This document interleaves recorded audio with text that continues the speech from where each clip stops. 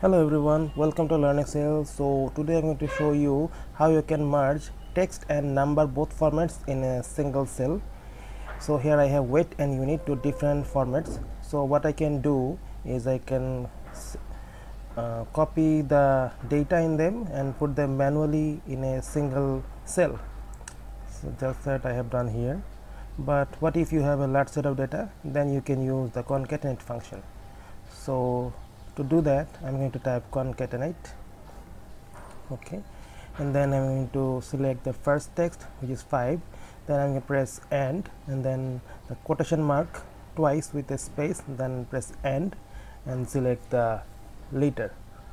So as you can see, the 5 liter with the space is here. So I'm going to try to do this for all the cells. Okay, so the reference is missing here, so I'm going to do that manually again. So I'm going to select the cells as I have already shown you, concatenate cell B3 and quotation space quotation and then cell C3 close. So if I drag this, you can see all the cells with the actual value are concatenated using this function.